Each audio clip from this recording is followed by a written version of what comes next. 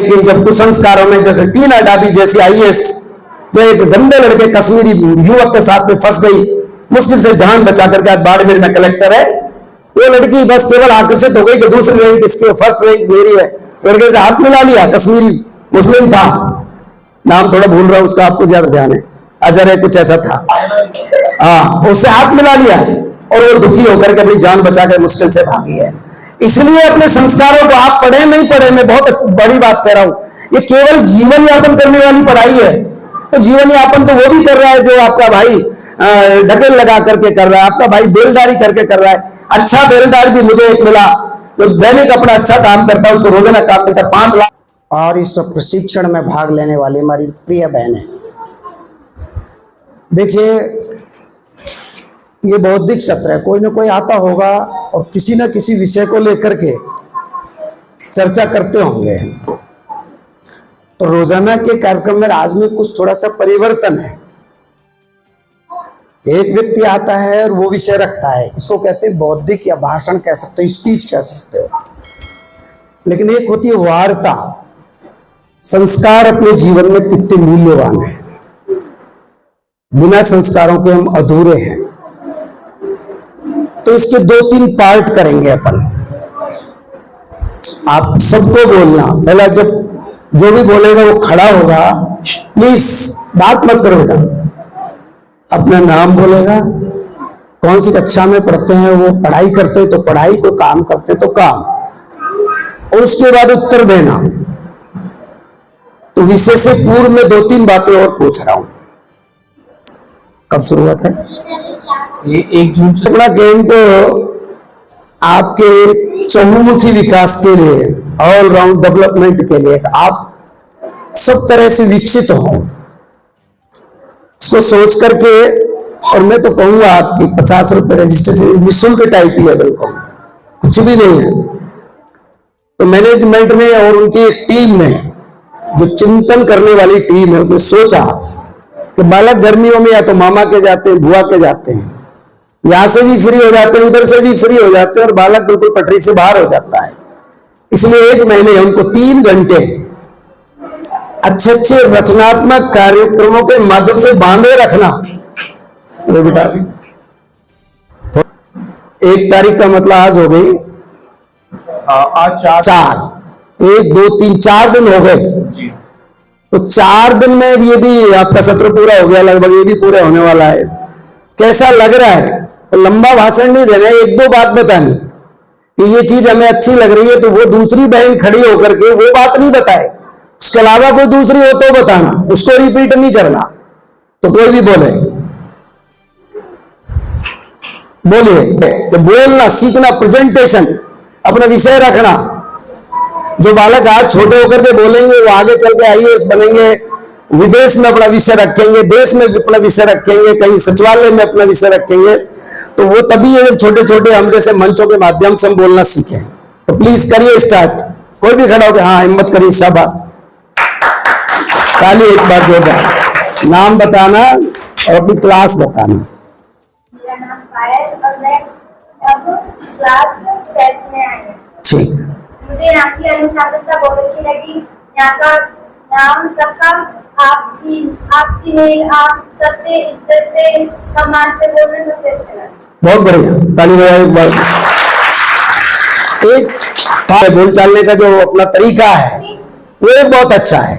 अभी आप क्रिकेट खेलने वालों को देखेंगे तो एक साथ में 50 गाली निकलती है उनके मुंह से। के बाद तू कहना, यानी हमारे संगठन का एक विशेषता है कि तू नहीं निकल, तू नहीं कह सकते, तू भी कह रही तो बुरा लगेगा, तू शब्द भी। तो ये करते करते अपने सीखते। और बोलिए भाई जल्दी जल्दी बिना हेजिटेशन के बोलो, ये जल्दी। फिर दूसरा विषय है,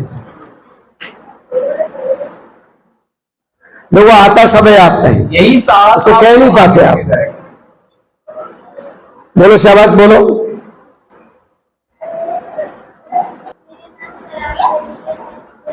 बेटा तेज थोड़ा सा। मुझे आपका टीचर बहुत अच्छे लगे यार, बहुत अच्छे से सिखाते हैं सारी चीजें। और कोई चीज है तो उन्होंने बता दिया, और कोई बात इसके अलावा भी बताओ। योगा, मेहंदी क्लास, जो भी चल रही है उसके यहाँ बारे पे योगा में बहुत अच्छा सिखाते हैं। मैम एकदम सारे स्टेप्स सही से बताती है। मेहंदी वाले टाइम भी अच्छे से सिखाती है सारी चीजें। और आपने यहाँ से अभी तक क्या सीखा? हमने मेहंदी सीखी, डांस सीखा और योगा सीखा, इंग्लिश स्पोकन सीखा। बहुत बढ़िया। चलती जानकारी नहीं है अपने क्षेत्र की, अपने राज्य की, अपने राष्ट्र की और अंतरराष्ट्रीय स्तर पर, तो समझ लीजिए what is good and what is bad, हम उसमें डिफरेंस नहीं कर सकते, ध्यान रखना। इसलिए हमें पूरी जानकारी social media, electronic media, print media, mouth media, सारे इतने हमारे पास में साधन है। इतने साधन होते हुए भी वर्तमान परिवेश में क्षेत्र में क्या चल रहा है, अपने स्टेट में क्या चल रहा है, हमारे देश में क्या चल रहा है और देश के बाद दूसरे देशों में क्या चल रहा है, ये 7 दिन के समाचार। आज का दिन भी जुड़ा हुआ उसमें पिछले 6 दिन प्लस। और क्या नुकसान है वो मैं बताने वाला हूं अभी, बस वो संस्कार में आएगा कि हम अननोन है ना, तो अननोन होने के कारण क्या हो रहा है हमारे साथ में, हमारी भोली वाली लड़कियों के साथ, बहनों के साथ में क्या हो रहा है। 13-13, 14-14 साल की बच्चियां कहां जा रही हैं, मार्ग से भटकना, नहीं जानकारी होना, इसीलिए जानकारी नहीं होने के कारण। तो क्या हो रहा है देश में, कोई समाचार बताइए तुरंत। सैटरडे को, शनिवार को कई स्कूलों में बहुत बुरी कंडीशन है, लेकिन अगली बार जब तैयारी करके आए तो सारे बच्चों ने समाचार बता दिए पूरे। तो मेरा ध्येय वही है कि आप किसी तरह से भी समाचार के लिए प्रेरित हो। समाचार का पता रहेगा तो अच्छे बुरे का पता चलेगा, देश में क्या चल रहा है, हमें क्या करना, हमें क्या नहीं करना। बोलो भाई, एक समाचार नहीं सुना सकते, टीचर्स में से कोई सुनाओ भाई। इस अननोन, इस नहीं जानने के कारण 2021 से लेकर के 2025 तक मैनेजमेंट भी ध्यान सभी दे कृपया 6 लाख बच्चियां चली गई हमारी, ध्यान रखना, गलत रास्ते पर चली गई, मर्डर कर दिया गया, विधर्मी लोगों के साथ चली गई, बक्से में बंद करके उनके टुकड़े टुकड़े मिले, किसी को कहीं मिले कहीं, ये सारे 6 लाख बच्चियां चली गई है, ध्यान रखना।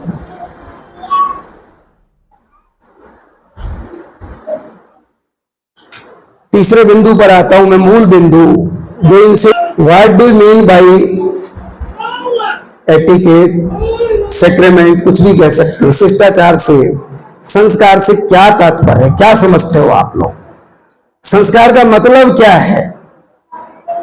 3 भागों में भी इस विषय को बांटते हैं। संस्कार की परिभाषा क्या है, संस्कार के अच्छे बुरे उदाहरण बताएं कृपया, और क्या महत्व हमारे जीवन में, बोलिए संस्कार की क्या परिभाषा है। आप एकेडमिक एजुकेशन कितनी भी ले लेना, आप ग्रेजुएशन करने के बाद या +2 करने के बाद आप नीट करना, IIT करना, ग्रेजुएशन के बाद UPSC करना, सब कुछ आपका बेकार हो जाएगा यदि आपके संस्कार नहीं, ध्यान रखना। केवल संस्कार ही जीवन को अच्छा बनाने के लिए आवश्यक है, वही काम आने वाला है एंड तक, जो यूनिवर्सल ट्रूथ है, जो लास्ट तक चलेगा, और एंड में आना भी वही पड़ता है। कोई गलत रास्ते पर चला जाए किसी भी तरीके से, चाहे व्यसन के माध्यम से और चोरी के माध्यम से, झूठ के माध्यम से, रिश्वतखोरी के माध्यम से, लेकिन लास्ट एंड फाइनल आना उसको वही पड़ेगा, नहीं तो इस दुनिया से चला जाएगा बहुत जल्दी। तो बोलिए संस्कार की क्या परिभाषा आपके दिमाग में आती है, जिसके भी सामान्य संस्कार है। संस्कार बहुत जरूरी होता है कि इंसान, इन बच्चों का देखो उनके माता पिता के आशीर्वाद से शुरू होता है, वो आगे जाके बहुत बड़ी तरक्की करते हैं, बहुत ज्यादा मतलब प्यार पाते हैं, बहुत ज्यादा सम्मान पाते हैं। इसलिए मैं ये कहना चाहूंगी कि माता पिता की सेवा करें और उनका मतलब अपना दिन उनके आशीर्वाद से ही शुरू करें। बहुत बढ़िया, बहुत अच्छा, यही है सारी बात। एक बिंदु बता दिया संस्कार का, आयु, बल, विद्या, ये सब माता पिता के अभिवादन से, उनके पैर छूने से, उनकी सेवा करने से बढ़ते हैं। जो वो आशीर्वाद, छोटी सी बात लगती है जब अपन चरण छूते नमस्ते करते हैं तो क्या कहती है पता है कि बेटी तेरी लंबी आयु हो, तो आगे पढ़े, तो आगे फले फूले, इस तरह का आशीर्वाद, तो वास्तव में ही ऐसा होता है। फिर और बताइए शाबाश।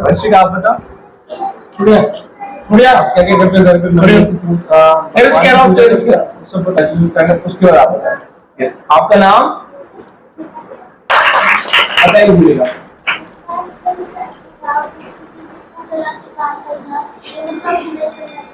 आपको माइक चाहिए? अच्छे से व्यवहार करना, अच्छे से भाव रखना, वही पढ़ाई की जरूरत होती है, बस संस्कार से पता चलता है कि बच्चा कैसा है। संस्कार से व्यवहार करके आपकी रेस्पेक्ट जभी मिलती है आपको, पता चलता है कि बच्चा अच्छा है, अच्छा लगता है। संस्कार अगर ऐसी बात करेंगे तो पता चलेगा हाँ एटीट्यूड है ज़्यादा। बहुत बढ़िया बात, बहुत अच्छे से फिट रह गए हैं, बहुत बढ़िया। देखिए दोनों बहनों ने बताया, इसकी आवश्यकता है नहीं वैसे, चलो दोनों बहनों ने बताया और आप लोगों ने पहले भी बताया, उस सब को संग्रह करें तो जो काम, जैसे कहते हैं ना कि भाई अच्छे कार्य की क्या परिभाषा है, संस्कार क्या है, अच्छे कार्य, इसकी परिभाषा क्या है? जिस चीज को सब करने से अपने को संकोच नहीं हो, लाज नहीं हो, वही अच्छे कार्य है, वही संस्कार जो यूनिवर्सल ट्रुथ हो, जिसको सब स्वीकार करते हो। जैसे गुड़िया ने बताया, इधर से बताया, माता पिता की सेवा करना, इट इज यूनिवर्सल ट्रुथ।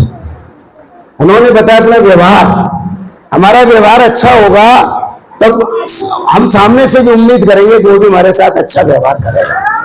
तो अच्छे कामों का संग्रह ही संस्कार है। और अच्छे और काम और बुरे कामों में जब हम अंतर करना सीख जाते हैं तो समझ लो कि वो भी हमारे एक संस्कार का एक प्रकार है। हमारे अपने मन से नहीं, मुझे कोई अच्छी चीज लगती हो तो वो संस्कार में नहीं। आपको तो शराब पीना अच्छा लगेगा, आपको तो कोल्ड ड्रिंक्स पीना अच्छा लगेगा, आपको तो चोरी करना अच्छा लगेगा, आपको मन को भाएगा, आपको उठपटांग काम करना अच्छा लगेगा, वो नहीं जिसको समाज स्वीकार करता हो। मान लीजिए उदाहरण के तौर पर कोई बेटी किसी भी गलियारे से निकल गई, रास्ते से निकल गई, 4 व्यक्ति बैठ करके उन्होंने ये कह दिया ये बेटी बहुत अच्छी है, इसके संस्कार बहुत, इसके चलने का ढंग, बोलने का ढंग, खाने का ढंग, और हम सुनते हैं मोहल्ले में ये बेटी बहुत अच्छी है, सब लोगों की सहायता करती है। जिसको समाज ने स्वीकार कर लिया वो कार्य है, वो है संस्कार, वो है लंबे समय चलने वाला। समझ में आ गई बात? तो अच्छे कामों का संग्रह, जैसे धर्म है, धर्म क्या है? जो काम करने योग्य है, अच्छे काम करने योग्य है, उसको हम करते तो वो धर्म है। केवल शिव जी पर एक लोटा पानी चढ़ाया ना, वो धर्म नहीं है, वो पूजा है। वो परमात्मा को याद करना है, जिस परमात्मा ने ये पंच तत्व का शरीर बनाया है उसको याद करना बहुत जरूरी है। एक हम मान लीजिए कोई बैग लेकर गए, बस्ता लेकर के बाजार से खरीद के लेके आए, किसी ने पूछा कि ये कौन सी कंपनी का है, क्या ये फला कंपनी का है, और मुझे 6 महीने हो गए, बहुत अच्छा बस्ता है, किसी ने अच्छा दिया। तो एक कंपनी वाले को हम इतनी तारीफ करते हैं, बैग बनाने वाले की तारीफ करते हैं, तो भगवान ने तो हमको इतना अच्छा शरीर दिया, अच्छे अच्छे काम करने के लिए दिया, अच्छी चीजें, जितनी विवेक और बुद्धि हमको दी किसी को नहीं दी, इसलिए उसको याद करना चाहिए। वो चाहे शिव जी पे पानी डाल के करना चाहिए, चाहे वो गायत्री मंत्र का जाप करके करना चाहिए, चाहे कुछ भी करना चाहिए, वो अलग चीज है। लेकिन धर्म क्या है? अच्छी बात को धारण करना धर्म है। आपने भूखे को यदि रोटी खिला दी, जब भूख लगी होती है ना, उसको आप 500 का नोट दे दो, उससे काम चलने वाला नहीं है उस वक्त, उसको उस समय रोटी चाहिए। उसको बढ़िया बढ़िया कपड़ा दे दिए, उससे काम चलेगा नहीं। रोटी वाले को रोटी, भूख वाले को रोटी चाहिए। यदि प्यास लग रही है ना, उसको ला करके आपने आपको सोने के सिक्के दे दिए, ये ले लो, आप पूछेगा मुझे ये नहीं चाहिए, मुझे इस वक्त क्या चाहिए? पानी चाहिए। आपने प्यासे को पानी पिला दिया तो ये धर्म है। भटके को रास्ता दिखा दिया, धर्म है। आप लोग इस समर कैंप में आ रहे हो, 3 घंटे दे रहे हो, ये अपने लिए दे रहे हो आप, लेकिन आपने 4 को मोटिवेट कर दिया कि चलिए हम भी अच्छे काम में चल रहे, ये धर्म है। आप व्यायाम करते हो, एक्सरसाइज करते हो, कोई एहसान नहीं है, अपने शरीर को ठीक कर रहे हो, लेकिन आप उसी में 2 को और ले आए कि चलिए आप खाट में पड़े रहते हो, सुस्त पड़े रहते हो, कुछ भी नहीं करते। भगवान ने शरीर दिया, लंबा चलेगा तो लंबे समाज की सेवा करोगे आप, चलिए मेरे साथ, वो धर्म है। ध्यान में आया ना? ये सब संस्कार है अपने। लेकिन अब तो 4 उदाहरण अच्छे संस्कार को, पहले पॉजिटिव बात करेंगे। आपने महाराणा प्रताप का नाम सुना ना सबने? अपने इतिहास से चलेंगे, बिल्कुल लोकल स्तर पे आ जाएंगे, लास्ट एंड फाइनल। ऐसे छोटे छोटे उदाहरण। महाराणा प्रताप का नाम आप सब लोगों ने सुना, उनकी पत्नी का नाम कोई बता सकता है क्या? बोलिए। क्योंकि बहनों की बात चल रही है, माताओं की बात चल रही है, तो हम मातृशक्ति के बारे में बात करने वाले हैं आज। उनकी पत्नी का नाम बताइए, कोई भी मैनेजमेंट में से बताने, कोई बताइए, बोलिए। सभी को बोलना, बोलो अजब देई, बोलिए, अपने मुंह से निकलना चाहिए। ऐसे महाराणा प्रताप जो मुगलों से लड़े, कभी नहीं हारे। 1540 में जन्मे और 1594 में चले गए और चलो वो तो विषय, मैंने तो ये संस्कार से जोड़ करके बात कर रहा हूं। तो उनकी पत्नी का नाम क्या था? अजब देई। कैसी पत्नी थी? अगर संस्कार थे ना, लड़ते लड़ते आपको ध्यान होना चाहिए महाराणा प्रताप पे कुछ नहीं रहा, शून्य हो गए ढंग से। जब जंगल में तीनों प्राणी बैठे थे, अजब देई, महाराणा प्रताप, उनका बेटा अमर सिंह, छोटा सा बेटा, और अमर सिंह को भूख लग रही थी। माता पिता बच्चे की भूख को नहीं देख सकते, तो महाराणा प्रताप बिल्कुल व्याकुल हो गए। उन्होंने कहा अपनी पत्नी से, अजब देई धर्म पत्नी से कहा कि मैं अब संधि करूंगा, अपने हथियार डालूंगा अकबर के सामने। अब मेरी हिम्मत नहीं है कि मेरे पास कुछ नहीं रहा, राजपाट सब कुछ चला गया, धन दौलत चला गया, अब केवल इस बच्चे की चीख को नहीं देख सकता मैं।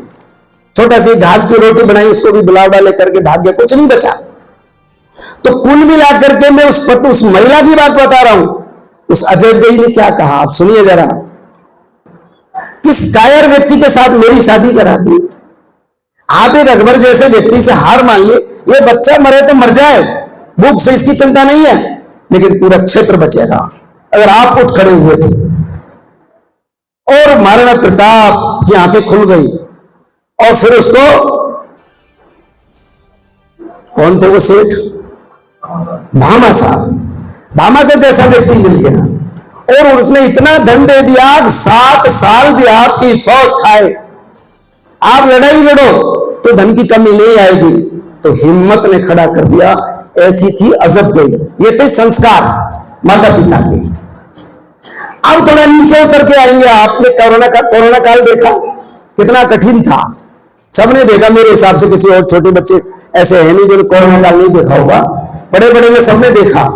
कोरोना काल के अंदर आपको ध्यान होना चाहिए, जो व्यक्ति जहां था वहां हार गया वो, यानी कि मैं रहने वाला यूपी के एक छोटे से गांव का हूं और मुंबई में कहीं धंधा कर रहा हूं, तो वो हार गया, उसको गांव याद आया एंड में। और जब वो पैदल चले अपने बच्चों को लेकर के झुंड के झुंड, तो कर्नाटक में एक जगह बेल्लारी, वहां से होकर के वो निकल रहे थे, तो एक बेटी खड़ी थी अनामिका नाम की, और उसने 10वीं के एग्जाम दिए, अपनी सहेलियों के साथ खड़ी थी वो, और वो चिंतन ही कर रही थी कि ये लोग जा रहे हैं बड़े मायूस, और चेहरा जिनका लटका हुआ, बच्चे पे झुर्री आई हुई है, बच्चों के झाग निकल रहे, पानी नहीं है, दूध नहीं है, और भूख की वजह से इनका सब लाचारी इनके जो दिखाई दे रही है, वो भूख की वजह से अपन को क्या करना चाहिए? अपने को कोई ना कोई राहत केंद्र चलाना चाहिए। चारों बच्चियों ने कहा धन कहां से आएगा? तो अनामिका कहती है धन सबसे पहले मैं अपने पिता से लेकर के आऊं। तो पिता बेचारे सैन थे, हेयर कटिंग का काम करते थे। उनके पास के पापा, ये भूख और ये प्यास और ये बच्चों की इस तरह की बदहाली स्थिति हम नहीं देख सकते। हम कोई कैंप चलाएंगे, हम इनको कुछ ना कुछ खाने के लिए फूड पैकेट्स देंगे, बिस्कुट का व्यवस्था करेंगे, दूध की व्यवस्था करेंगे, पानी की व्यवस्था करेंगे, आप मुझे पैसे दीजिए। कि बेटी मेरे पास कहां है पैसा? पापा मुझे पता है आप कठिन परिश्रम करते हो और उसमें से आपने थोड़ा थोड़ा बचा करके मेरे लिए बहुत बड़ी कल्पना की है कि मैं अपनी बेटी को IAS बनाऊंगा। मुझे पता है कि आपने 3 लाख रुपए जमा कर रखे हैं, उन पैसों को निकाल दो, आवश्यकता नहीं है बाद में मेरी, मुझे क्या करना IAS बनकर, जब आज ये मेरे सामने समाज भूखा प्यासा, ये बच्चे मरेंगे, हम नहीं देख सकते। पिताजी भी मजबूर हो गए और आंखों में आंसू आ गए कि वास्तव में एक बेटी ने उनकी आंखें खोल दी। देशभक्ति का एक जज्बा, तो 3 लाख रुपए दिए और कुल मिलाकर फिर जब 3 लाख तो ये अखबार में छपा, सारे लोग आए और पैसे की मतलब आप लोग कोई व्यवस्था की कमी नहीं, और वो राहत केंद्र 1 महीना चला। और फिर वो अंतरराष्ट्रीय स्तर पर जब वो समाचार छपा तो यूएनओ में पहुंचा, यूनाइटेड नेशन ऑफ ऑर्गेनाइजेशन में जो बात पहुंची, तो उस बच्ची को अडॉप्ट कर लिया, गोद ले लिया, हम पढ़ाएंगे। हम इस बच्ची को कर्नाटक सरकार ने कहा हम पूरा खर्चा हम देंगे, अंतरराष्ट्रीय स्तर पर हम नौकरी देंगे, और वो बच्ची आज एम्बेसडर है, राजदूत है। ताली बजाओ उसके लिए।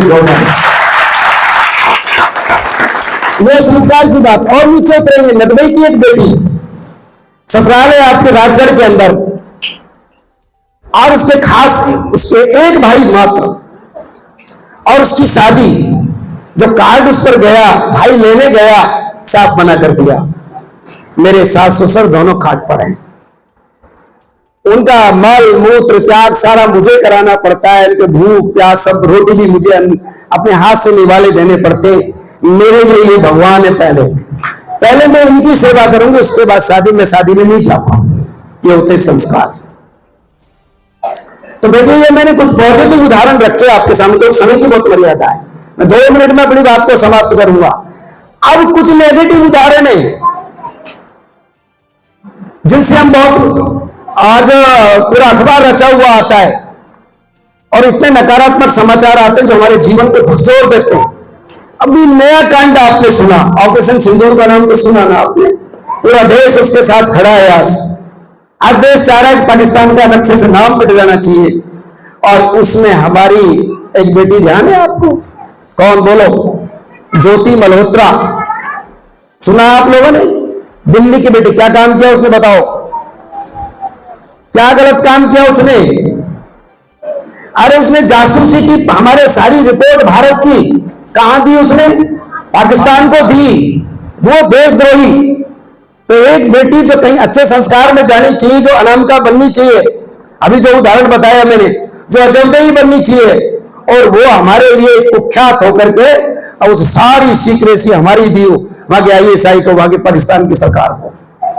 ये उदाहरण परे जरा से भी परे हट गई। तो अभी मैं नाम नहीं लूंगा, बिल्कुल लोकल उदाहरण, जिस बेटी को 20 साल पाला हो, कैसे कैसे मजदूरी करके, और वो बेटी एक मनचले के साथ में लात मार के अपने परिवार को चली गई, और पिता आज लकवा से, जिसको पैरालाइसिस कहते हैं, उससे पीड़ित है।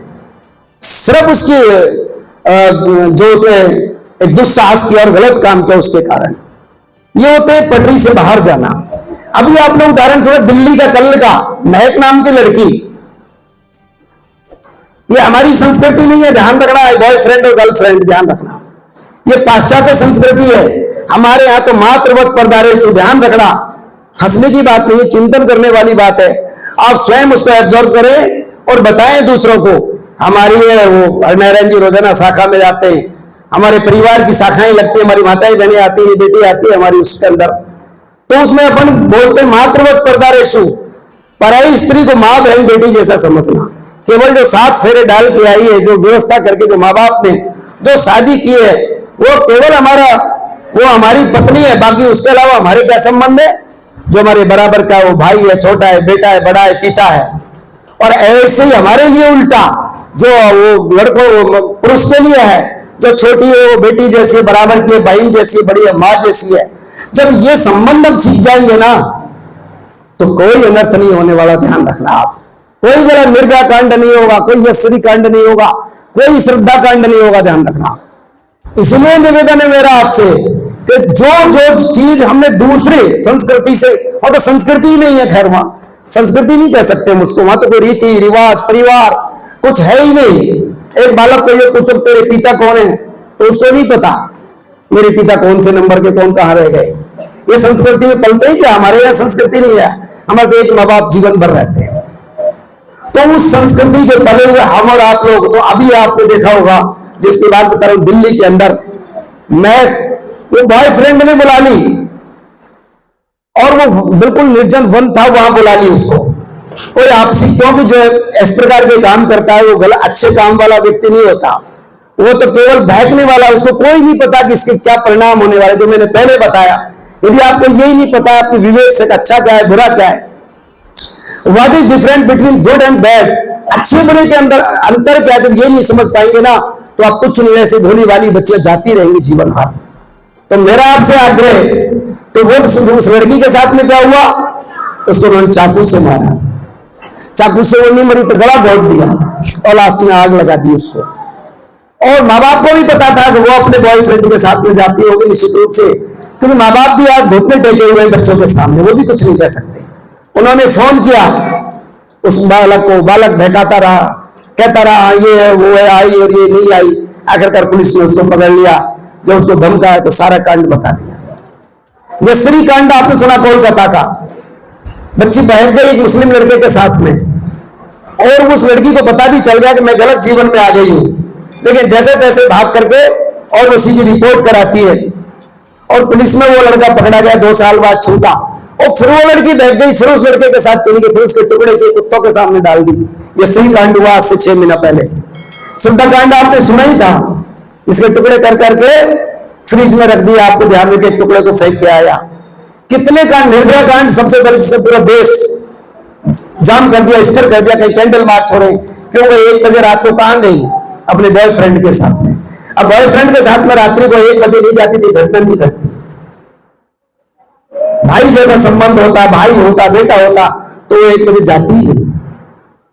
इसलिए मैं लास्ट एंड फाइनल अंतिम 2 लाइनों में एक बात कह दूं, बहनों कुछ भी बन जाना आप, उस बेटी ने बता दी, मुझे कहने की आवश्यकता भी नहीं है, कुछ भी बन जाना, academic education is not enough. केवल आप प्राप्त ग्रेजुएशन करके, IIT करके, प्रोफेशनल ट्रेनिंग करके, और आपने यदि आपको बड़ा समझ लिया, और समझते हैं, हम ऐसा समझते हैं कि हम जैसे व्यक्ति गमा रहे हैं आप लोगों के सामने, लेकिन जब कुसंस्कारों में जैसे टीना डाबी जैसी IAS जो एक गंदे लड़के कश्मीरी युवक के साथ में फंस गई, मुश्किल से जान बचा करके आज बाड़मेर में कलेक्टर है, वो लड़की बस केवल आकर्षित हो गई कि दूसरी रैंक इसकी, फर्स्ट रैंक मेरी है, लड़के से हाथ मिला लिया, कश्मीरी मुस्लिम था, नाम थोड़ा भूल रहा हूं उसका, आपको ज्यादा ध्यान है, अजहर है कुछ ऐसा था, हाँ, उससे हाथ मिला लिया और वो दुखी होकर के अपनी जान बचाकर मुश्किल से भागी है। इसलिए अपने संस्कारों को आप पढ़े नहीं पढ़े, मैं बहुत बड़ी बात कह रहा हूं, ये केवल जीवन यापन करने वाली पढ़ाई है। तो जीवन यापन तो वो भी कर रहा है जो आपका भाई ढकेल लगा करके कर रहा है, आपका भाई बेलदारी करके कर रहा है। अच्छा बेलदार भी मुझे एक मिला जो दैनिक अपना अच्छा काम करता है, उसको रोजाना काम मिलता है, 5 लाख रुपए उसने भी ब्याज पे छोड़ रखे एक बेलदार ने, क्योंकि उसमें कोई ऐब नहीं है। तो बेलदारी करके, मजदूरी करके, छोटा काम करके, सिंपल टीचर बनके हम अपना जीवन यापन कर सकते हैं, लेकिन संस्कार यदि है तो, और संस्कार नहीं है तो आप कुछ भी बन जाना, आपका जीवन दुखी रहेगा। मैनेजमेंट को बहुत धन्यवाद दूंगा कि मेरा तो एक विषय यही है, कुटुंब प्रबोधन जिसको कहते हैं, परिवार जागृति। अभी जयपुर में मैंने 2 कार्यक्रम कराए, छोटे छोटे परिवारों में हम गए, आंखें खुली रह गई उनकी, हम तो जानते ही नहीं कुछ भी, वी हैव नो नॉलेज, कोई ज्ञान नहीं है किसी प्रकार का। बच्चों ने कहा गुरुजी 1 घंटा कम रहा, 1 घंटे से ज्यादा बैठने चाहिए। बेटा 1 घंटा ही रहेगा, आने वाले पीरियड में फिर बैठेंगे। जयपुर में 2 जगह हमने कुटुंब प्रबोधन का काम, सब जगह आवश्यकता है इसकी।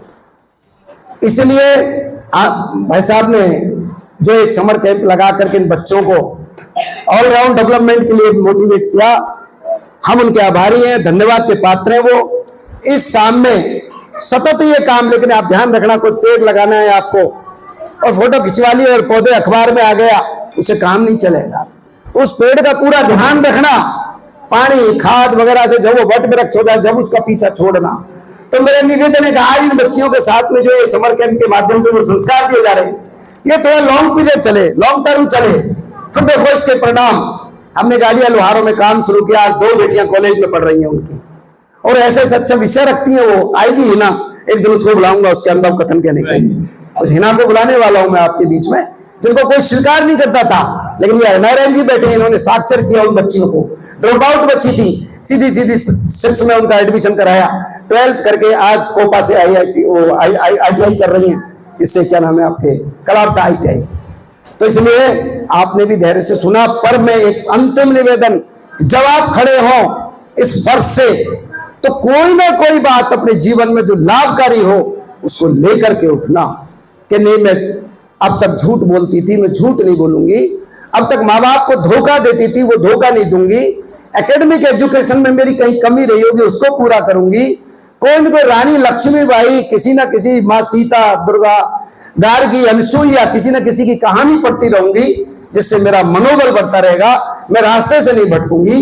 कोई ना कोई एक शिक्षा लेकर के उठना, इतना सा मेरा निवेदन है। धन्यवाद।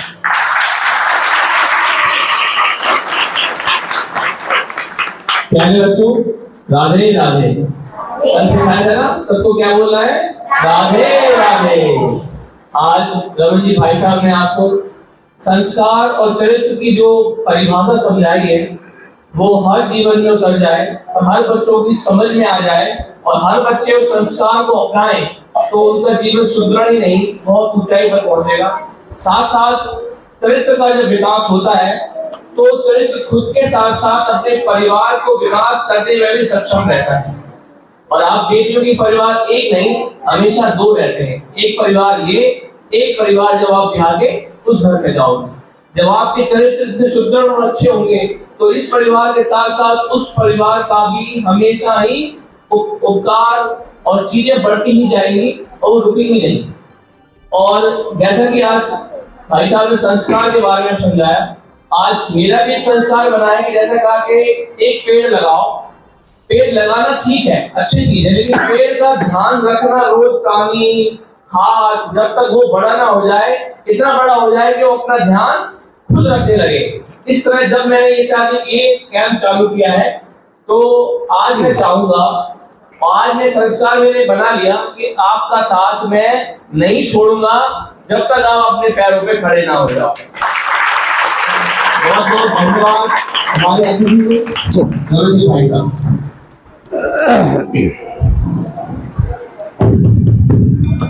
तो आती है बहुत बढ़िया।